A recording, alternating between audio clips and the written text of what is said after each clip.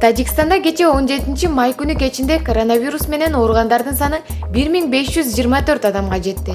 Бул тууралуу Тажикстандын коронавирус боюнча расмий сайтында жарыяланды. Маалыматтарга караганда коронавирустан 39 адам каза болгон. Буга чейин Борбор Азияда вирустан каза болгондордун саны боюнча Казакстан турган. Өлкөдө 34 адам көз жумган. Андан кийин Кыргызстан 14 бейтап, Өзбекстан 11 адам болгон. Бирок көптөгөн эксперттер өлкөдө каза болгондордун саны так эмес болушу мүмкүн экендигин билдиришти. Өткөн жумада Financial Times жана New York Times гезиттери Россияда өлүмдүн расмий көрсөткүчүнөн 70%га гана көп болушу мүмкүн деген макалаларды жарыялады.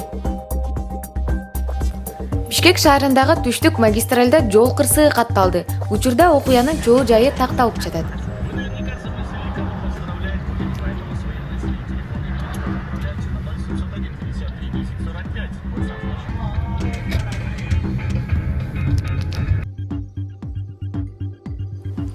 Өзбекстандын Кашкадария облусундагы Каршы шаарында ата бала өрттөнүп көз жумду. Жалпыга маалымдоо каражаттарындагы маалымат боюнча үй бүлүк чыр-чатыктан кийин баласы өзүнө жана атасына бензин чачкан. Экөө тең окуя болгон жерде каза болду. Башкы прокуратуранын маалыматы боюнча 17 майда 14:30 чамасында 1974 жылы туулган эркек киши атасы менен урушкан.